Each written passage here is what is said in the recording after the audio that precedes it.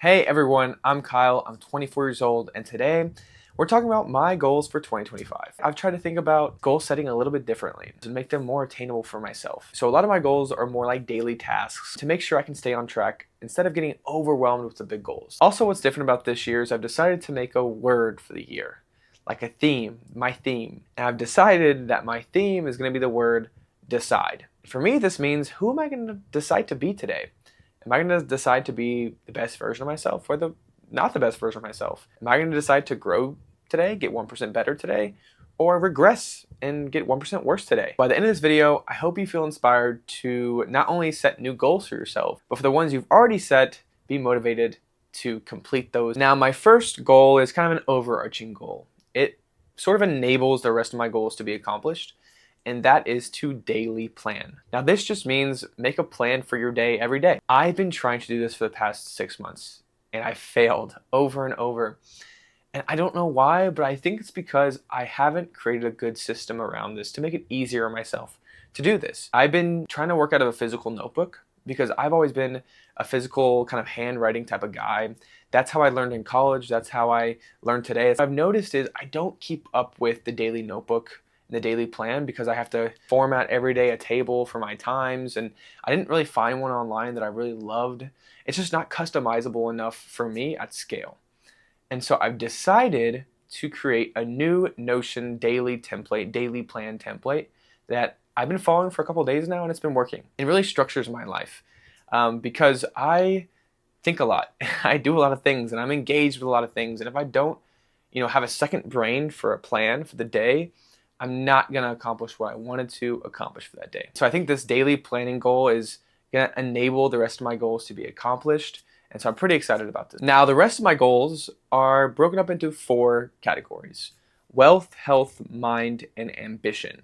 We'll start with wealth. The wealth category has kind of 2 main goals. My first one being I want to save 40% of my income.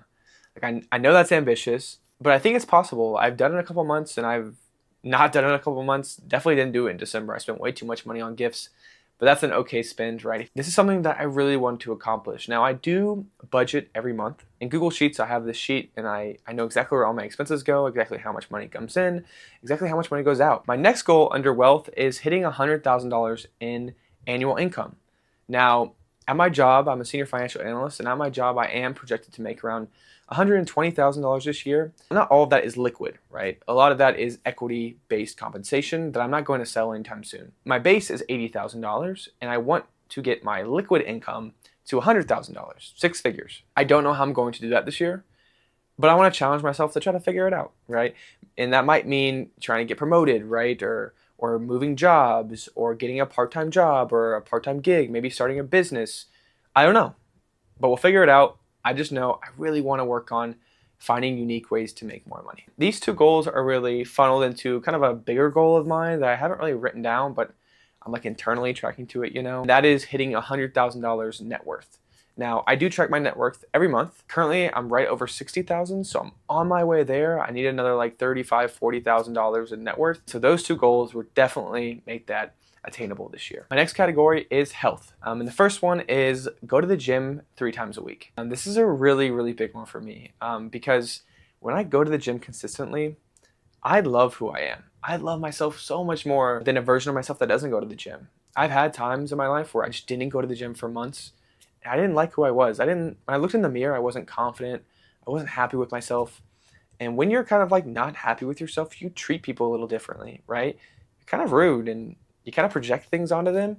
But when I do consistently work out at the gym, I look better, I feel better, I'm more confident, I carry myself completely differently. I treat other people so much better. I'm just an overall happier, better person. Now, the next one is go on a 20-minute walk every morning outside. Now, this one I've been doing 90% of my days for the past 3 months. And oh my gosh, guys, it's been amazing. I've loved it. I mean, some days I didn't love it, but the outcome is amazing. I feel so much better. It is a great start to my day. And I'll tell you what, obviously the best mornings are when you wake up, you go outside, it's like 70 and sunny. I live in Texas, so that happens often. And I'm very lucky, I know. But you go outside, it's 70 and sunny, there's a slight breeze, and you get a good walk in. It's a great start to the day. It wakes you up naturally. Love it. But you know what I also love?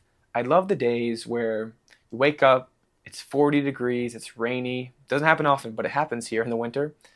And you go outside and you're like, this kind of sucks. Like it's not really comfortable. But let me tell you, after you complete that walk and you're awake and you know you accomplished something difficult in the morning, your day is transformed. You're ready for the day. You're like, okay, I did that difficult thing. Let me go do more difficult things. I know I can. It's like that first win. It's like making your bed in the morning. It's that first win that helps propel your day to a different trajectory. I had one of those recently, and my day was phenomenal. And the last one is to continue to cook at home and avoid fast food. I think cooking at home is great. Like a lot of people don't like it. Maybe it's a hot take. I don't know. But a lot of people say it's a waste of time cooking and then doing dishes. But there's nothing better than a home cooked meal. And even more so, there's nothing better than cooking a home cooked meal for people who come over and them loving it. And you create an environment where you know the food you're eating is healthy. And I just want to keep avoiding fast food. I want to avoid fast food like the plague. I remember the last time I ate like a big, burger and fries from a fast food place. That day I felt like shit. Like I felt horrible. Like I know the food I put in my body was not good. But I was hungry, it's convenient. It makes sense it's convenient. I know that's just not the type of things I should be putting in my body. And at the same time, if you think about wanting to feel better, live better, perform better in life, your output is just as good as your input. So if you're inputting bad food into your body, like you should expect to feel shitty. And you should expect to not like be super sharp all the time because you're putting a bad input, and so you're going to get a bad output. Now let's move on to the next category, which is mind. And this one I've really been trying to focus on for the past 2 years. In college, I didn't really think about mind health or mind strength. So my first goal is to journal every day for 10 minutes.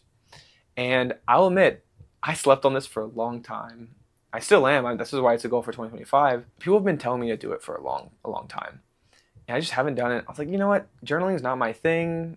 I don't really want to do that. I'm not going to write down all my thoughts on a piece of paper. That doesn't sound like me. But I did it a couple of times last week, and wow. I did it yesterday, and wow, it's very, very helpful. I'm kind of a hyper person. I'm constantly thinking, sometimes overthinking, unfortunately. Go. And sometimes that means falling asleep is much harder. And calming down and focusing is much harder. And journaling helps me put all my thoughts onto a piece of paper, take a step back, calm down, look at life from a different lens, and really cleanse my mind of anxiety. The next one is read 10 pages every day. Now, me and reading have had a bad relationship, and I've been trying to nurture this relationship for like 2 years. I've been failing, and I don't really know why that is. I don't know if it's related to my patience or what, but it might be related to my goal setting, right? Because last year I set a goal for 50 books in 2024. I failed at both of them. I think I read like 2 or 3 books this year, which I'm kind of embarrassed to say, but I really want to have a better relationship with reading. And I think the best way to do that is just to make my goals smaller and more attainable for me. And so my goal is just to read 10 pages every day. That's it. That's all I need to do. I don't care how many books I read. I just want to read 10 pages every day. I know it's good for my mental clarity. I know it's good for my brain strength. You know that feeling when like there's a day when you're trying to speak concisely and you're trying to use vocabulary, and then words are always on the tip of your tongue and you're always kind of pausing in your sentence because you forgot the word you're trying to say. That's been happening to me sometimes, and I will say when I read a good amount the day before, that kind of doesn't happen. The last thing in my mind category is learn something new every day and write it down. We live in a very engaging, kind of overwhelming society. It's so much information, constantly intaking information and experiences. Taking time and dedicating time to writing down something you've learned new today at the end of each day, I think can be really, really powerful. Last section is ambition. Now, I have a lot of ambitions, but here are 2 that I've written down that I want to focus on and that I'm comfortable with sharing. First one is posting a YouTube video every 2 weeks. Now, I've thought about content for a while because I find content very interesting. It's very intriguing that people, share intimate pieces of their lives with like the public on like the internet. I kind of want to try it. I think I'll meet cool people, maybe create a community, share my experiences, my mistakes with everybody, and try to put value into the world. My very last goal, and that's in my ambition category, is to create a story bank. I saw this somewhere on the internet the other day, but I thought it was a great idea. And basically a story bank is a place where you write down all of your stories. So when you experience something interesting or life-changing or emotionally important, you can capture as a story to document that. And I think that's really, really powerful for a couple of reasons, but one of them is being a better storyteller. You know that feeling when you meet somebody new and they have all these experiences, they're sharing all these stories, and it's really engaging, and you're like, wow, this person's super interesting. Am I that boring? Like, what is going on? Like, I want to live a more interesting life. And the fact is, you are an interesting person. You do live an interesting life. I mean, unless you're in your house 24/7, but you do live an interesting life. It's just when the time comes to share that part of your interesting life, you don't remember all the aspects of your life. You don't remember all the interesting things. You haven't documented those things. On the journey to become a better storyteller, I think one of the first steps is to have stories. And I don't think I'm like horrible at storytelling. I'm definitely not the best. I want to get better.